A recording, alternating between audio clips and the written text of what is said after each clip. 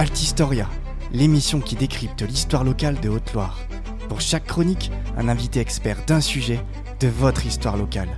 Altistoria, tous les mercredis à 19h et tous les samedis à 10h sur les ondes d'FM 43, à retrouver sur Spotify ou sur www.radiofm43.org. Bonjour à tous chers auditeurs d'Altistoria et bienvenue dans une nouvelle émission dédiée à l'histoire locale du département de la Haute-Loire. Aujourd'hui, nous partons sur une émission portrait. Portrait d'un homme, Nathalie Corda, un chansonnier baroque à Cussac-sur-Loire au XVIIe siècle. Pour illustrer, pour aborder cette émission portrait, nous avons avec nous Didier Père. Bonjour Didier. Bonjour. Didier, vous êtes docteur vétérinaire de formation, vous avez effectué votre carrière professionnelle dans la haute fonction publique. Parallèlement, et ce depuis la fin des années 70, vous réalisez un travail de recherche sur les musiques populaires des pays de Languedoc, recherche centrée sur la Haute-Loire. Celle-ci associe les enquêtes de terrain et l'exploitation de sources écrites et enregistrées. Élève stagiaire, puis élève titulaire en ethnomusicologie à l'école des hautes études en sciences sociales à Paris de 87 à 89, vous avez suivi des cours au Centre de musique médiévale de Paris et auprès de la Boston Camerata avec Joël Cohen et Sabine Azéma sur la chanson poétique occitane au Moyen-Âge.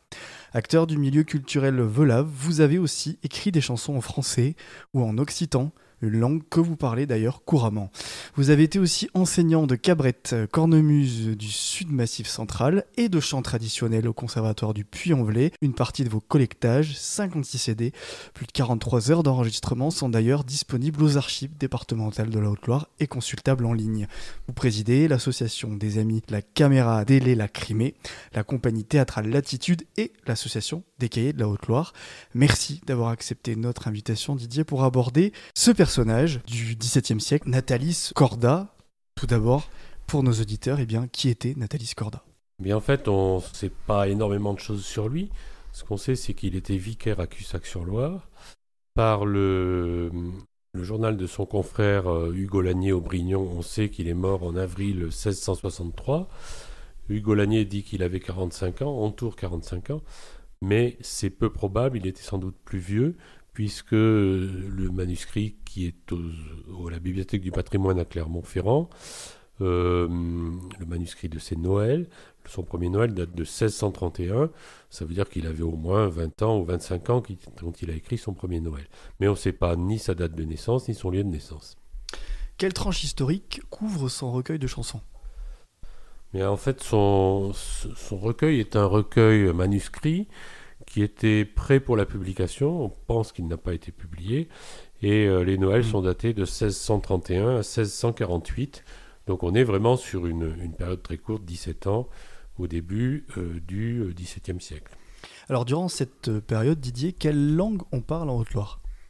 Vous savez, on est en Haute-Loire, comme dans bien des pays, dans une situation de bilinguisme et même de trilinguisme. La langue du peuple, mais aussi la langue des gens de la ville au quotidien, c'est l'occitan. Mais les actes administratifs sont rédigés en français. Et on a encore pas mal de choses qui sont faites en latin, notamment dans le cadre religieux, où évidemment on utilise le latin. Donc c'est une situation qui est assez classique. Actuellement, il n'y a guère que la France qui est en situation de monolinguisme. Les chansons, donc les Noëls qu'il écrit, on va y revenir après, ils sont en quelle langue ? Donc c'est en occitan ? Non, en fait, vous avez 65 Noëls. Sur 65, il y en a 14 qui sont 13 entièrement en occitan et un bilingue occitan-français. Et les autres sont en français, mais avec aussi quelquefois du latin. Donc on est quand même majoritairement en français. Et on a 14 pièces qui sont en occitan. Et il y a de temps en temps du latin un peu partout. La mode musicale à l'époque, on écoute quoi ? On écoute. D'abord, on n'a rien pour écouter. On crée quoi ? On n'a pas de radio. Si vous voulez, il faut distinguer la musique populaire de la musique savante. Mais le recueil de Corda nous montre qu'il y avait des passerelles entre les deux genres de musique. Alors la musique populaire, en réalité, on ne sait pas trop ce qu'on avait comme musique populaire à l'époque. On a par exemple, dans Médicis, mais qui est le siècle avant, on a la trace des danses qui étaient utilisées, des instruments qui étaient utilisés. On a, en matière de chansons populaires, on a des recueils de chansons populaires qui ne sont pas spécifiques du Velay, mais c'est aussi à Paris, mais c'est un peu restrictif de dire à Paris, la grande vogue de l'air de cour, qui est une des chansons qui était profane et qui était utilisée à la cour. Et parallèlement, pour religioser un peu tout ça, si je peux dire, s'est mis en place le cantique spirituel. Le cantique spirituel, c'est la même chose que l'air de cour, mais sur une thématique religieuse, pour le coup. Alors l'intérêt de notre corda, c'est qu'il a une grande connaissance du répertoire chansonnier de l'époque, à la fois des airs populaires, et puis des airs de cour, ou des compositeurs, puisqu'il utilise des airs d'Étienne Molinier, le surintendant de la musique du Languedoc, et l'intendant de la musique de Gaston d'Orléans. Donc c'est assez étonnant pour un vicaire de campagne. Il a une grande connaissance à la fois des airs populaires, puisque on y reviendra sans doute, mais il note pour chacun de ses Noëls ce qu'on appelle le timbre, c'est-à-dire sur l'air de, et on s'aperçoit qu'il y a sur l'air de chansons en occitan, sur l'air de chansons qui sont manifestement des chansons populaires, sur l'air de chansons à boire, sur l'air de chansons religieuses, et aussi sur des airs de cour. Donc il aborde l'ensemble du panel des chansons qui étaient connues à l'époque. C'est assez intéressant pour cela. Alors vous avez récemment publié donc, un ouvrage qui s'appelle Noël nouveau, donc Nathalie Scorda, 1631-1648, on a redit la tranche historique tout à l'heure. Un ouvrage d'ailleurs qui est copublié, enfin coécrit, hein, vous m'arrêtez si je me trompe, avec Hervé Quesnel et Martin de Framont. C'est ça, donc oui. à 3. Cet ouvrage, il parle de Noël nouveau, donc écrit, composé par Nathalie Scorda. Un Noël, c'est un morceau musical, mais est-ce que c'est un morceau musical forcément dédié à la nativité du Christ ? Ah ben oui, par définition. Le Noël, c'est un genre musical, et plus précisément un genre chansonnier, qui est apparu en gros au XVe siècle, même fin XIVe siècle, et qui s'est développé à la suite des mystères religieux du Moyen-Âge. C'est-à-dire qu'au Moyen-Âge, il y avait des mystères religieux qui ont d'abord été joués dans les églises, ensuite qui ont été interdits dans les églises, mais qui ont été mis sur le parvis des églises ou sur les places. Et ces mystères religieux comportaient des parties chantées qui étaient, pour certaines, au moment de la nativité. Et donc c'est issu de ce genre des mystères médiévaux. Il y a un genre chansonnier qui s'est autonomisé en quelque sorte, et qui a eu une grande vogue tout au long du XIVe, XVe, XVIe siècle. Et donc c'est devenu un genre littéraire et musical, et c'était de bon ton d'écrire des Noëls. Et quand on parle de Noël nouveau, ça veut dire que Nathalie Scorda a fait des nouveaux Noëls pour lesquels il a utilisé des airs anciens. Alors, excusez-moi, ces Noëls, ils n'étaient pas destinés à être chantés dans l'église, puisque c'était interdit. Le Concile de Trente avait interdit la pratique du chant par les fidèles. Et donc, ces Noëls étaient pratiqués dans la période de Noël, plutôt dans les veillées ou dans une utilisation domestique à la maison, dans les milieux qui soient populaires ou qui soient des milieux bourgeois. Pourquoi interdire la pratique du chant par les fidèles ? Ah, ça, il faudrait demander Ils n'avaient pas spécifié des raisons au Concile de Trente, mais si vous voulez, le chant, la louange de Dieu était réservée aux clercs, en fait. La louange de Dieu était réservée aux clercs, et donc les assistants ne devaient pas chanter. Et ça a d'ailleurs été une des forces du protestantisme, de permettre le chant aux fidèles. Et grâce à ça, ils ont attiré, bien sûr, il y avait des considérations religieuses, mais grâce à ça, ils ont attiré nombre de fidèles, parce que chez les protestants, on pouvait chanter aux célébrations religieuses. Alors dans votre ouvrage, vous publiez un certain nombre de nouvelles. Combien y en a-t-il d'ailleurs en tout dans l'ouvrage ? Il y a 65 Noëls. Oui. on publie l'intégralité du corpus de Nathalie Scorda, l'intégralité de l'œuvre de Nathalie Scorda. Une œuvre donc conséquente, vous dites même étonnante en raison du rôle de Nathalie Scorda à l'époque. Enfin, on peut s'interroger d'ailleurs sur ses compétences à écrire, en tout cas ces Noëls-là. Est-ce que ce recueil, il est le témoin de la vie locale d'antan ? Il est témoin à divers titres. D'abord, il est témoin parce qu'il témoigne de l'instruction d'un vicaire de campagne, et c'est très étonnant parce qu'en fait, Nathalie Scorda était très cultivé. Il est resté vicaire parce qu'il n'a pas été très orthodoxe, si on peut dire. Il a fait de la prison pour un mariage clandestin. Bon, il était visiblement pas très en cours auprès des autorités religieuses. Mais donc c'est intéressant à ce titre-là. Mais ce qui est intéressant sur le plan ethnologique, c'est les 5 Noëls qu'il a écrits. Il dit à la paysande, c'est-à-dire à la façon des paysans. Et c'est des Noëls, il y en a 2 pour Cul-de-Sac, il y en a 2 pour Tarère et 1 pour Malpasse. Ce sont des Noëls très longs en occitan, dans lesquels il décrit, il moque gentiment ses paroissiens. Et là, on a plein de données, à la fois sur qui faisait quoi, les noms des gens, leurs travers, celui qui était avare, celui qui était paresseux.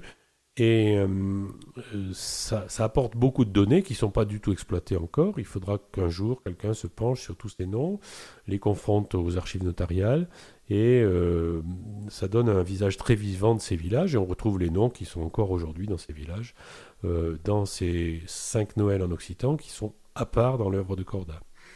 Est-ce que sa fonction de vicaire lui a donné plus de liberté créative ?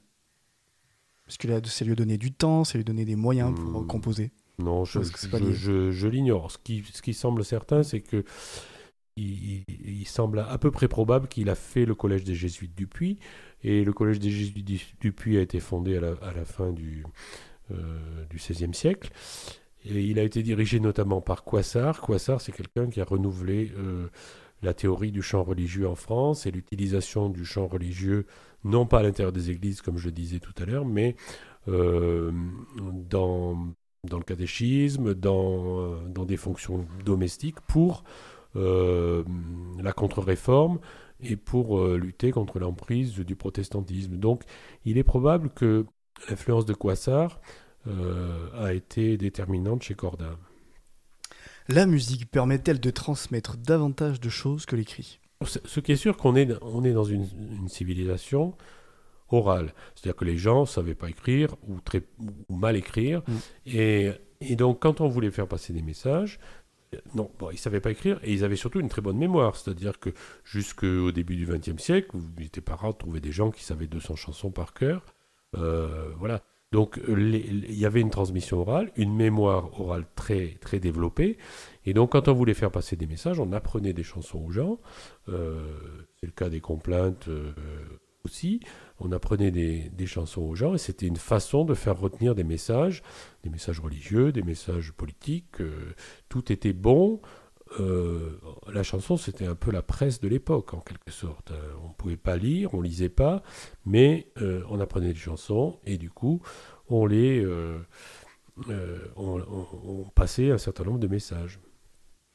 Quand on lit, en tout cas, dans votre ouvrage, il y a un écrit de Nathalie Scorda qui parle de consolation de l'âme, où il parle de ses écrits, de la raison de ses écrits. Est-ce qu'au final, c'est Noël qu'il écrivait, c'était une manière de consoler les âmes des fidèles en mettant à l'honneur, comme ça, le Christ, la nativité ? Oui, forcément, il donnait une autre perspective aux gens que leur misère. On est dans des périodes de peste, on est dans des périodes très, très difficiles, il y a la guerre, et donc c'était une façon de consoler les gens. Alors, je pourrais vous proposer de vous faire écouter le Noël « Au monde que tu es heureux » de Nathalie Scorda, qui donne un peu cette perspective de bonheur liée à l'avènement du Christ.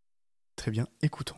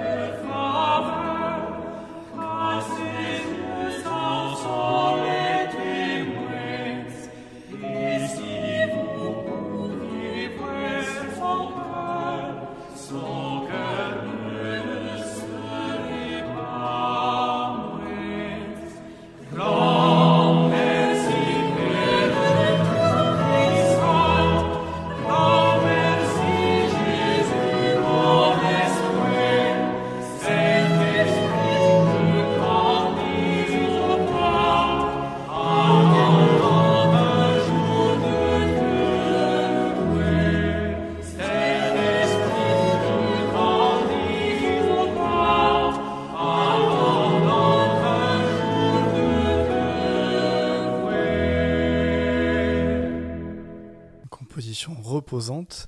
Il fallait quand même avoir un certain niveau effectivement musical pour composer ça à l'époque, mais aussi un certain niveau de chant. Alors, bon, on n'est pas sûr que c'était chanté exactement comme ça, Mhm. hein. Ça, c'est un ensemble professionnel qui le chante avec un arrangement. Donc, il y a quand même un certain nombre d'incertitudes. Mais, bon, Corda ne composait pas la musique, il écrivait les textes. Et là, ce Noël est écrit sur un chant religieux qui s'appelle Un seul Dieu tu adoreras. Donc, ça date de 1641. Donc, lui, en fait, il faisait ce qu'on appelle de la chanson sur timbre, c'est-à-dire qu'il avait une mélodie en tête et il écrivait un Noël sur cette mélodie. Après, dans quelles conditions c'était interprété, on ne sait pas réellement, mais dans le manuscrit, dont je vous rappelle, le manuscrit date de maximum 1648, il y a, pour certains Noëls, fut chanté en 1742. Donc, il y a quand même eu une utilisation de ces chants, pas de tous probablement, mais de quelques-uns ultérieurement. Donc il fallait connaître la mélodie initiale, mais dans quelles conditions c'était chanté, il n'est pas du tout sûr que c'était chanté comme on l'a entendu, d'une façon aussi léchée. Qui composait la musique? Ben là, pour le coup, c'est un cantique anonyme de l'époque, hein. Après, il y a dans les mélodies qu'on a pu retrouver. On n'a pas retrouvé des mélodies pour tous les Noëls, on n'a retrouvé que pour 18. Il y a des compositeurs, il y a Estienne Molinier, un compositeur, donc le maître de musique de Gaston d'Orléans.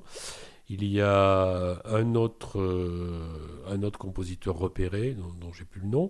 Et puis, pour beaucoup, c'est des chansons anonymes qu'on retrouve dans des recueils de chansons populaires. Mais ce qui est intéressant, c'est que Corda utilise tout le panel de la chanson populaire en occitan, la chanson populaire en français, des cantiques religieux, des airs de cour et des chansons à boire, par exemple. Il y en a une, c'est Si j'aime la taverne. Il y a un Noël qui est sur le chant Je ne sais si je suis ivre. Donc il avait beaucoup d'airs en tête et il composait ses Noëls sans qu'il y ait un lien entre la thématique de l'air qu'il utilisait et la thématique du Noël qu'il écrit. Qu'est-ce qui reste aujourd'hui dans l'imaginaire collectif? L'imaginaire collectif, c'est vague, mais en tout cas, qu'est-ce qui reste de nos jours dans l'héritage, j'ai envie de dire, musical de ces Noëls en occitan? Si vous voulez, là, on est sur Corda, sur des Noëls qui ne se sont pas popularisés, c'est-à-dire qu'on les retrouve pas dans les enregistrements de collectage et les notations qui ont pu être faites au 19e, au 20e siècle. Par contre, jusqu'à nos jours, il y a encore des gens qui connaissent des Noëls en occitan ou des Noëls bilingues, parce que c'est assez flatteur, ces Noëls bilingues, où les anges parlent en français, enfin chantent en français et les bergers chantent en occitan. Et donc il y a encore des gens qui connaissent ces Noëls. Ils sont peu chantés, en tout cas pas chantés dans des situations de public, mais c'est encore connu.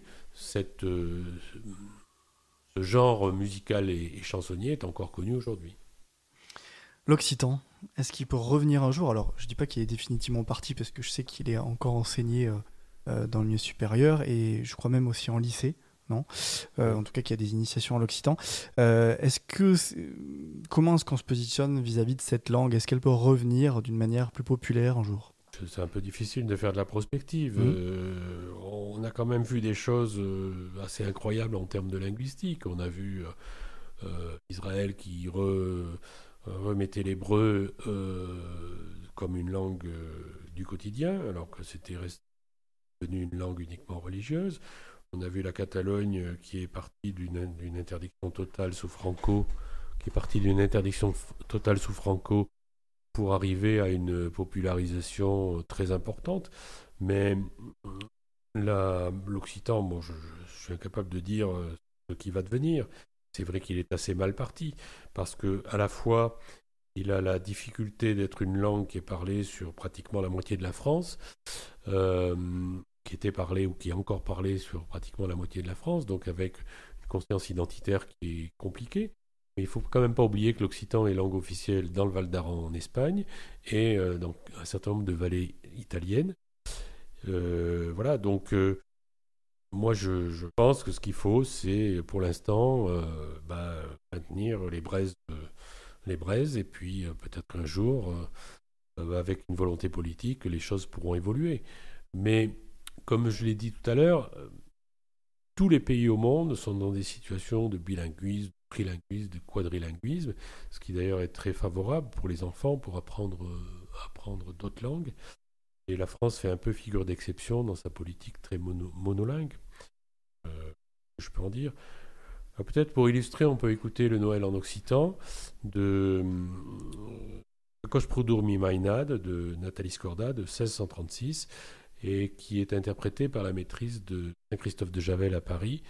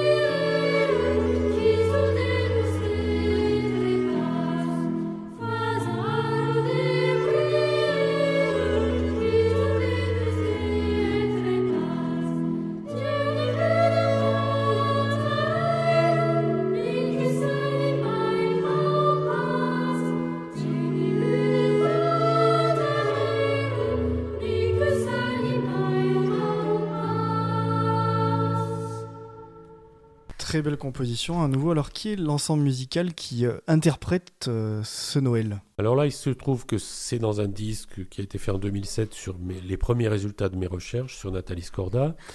C'est la maîtrise Saint-Christophe de Javel, mais elle est dirigée par Bruno Bonnour, le directeur musical de l'ensemble de musique ancienne, la Caméra d'Ailée la Crimée.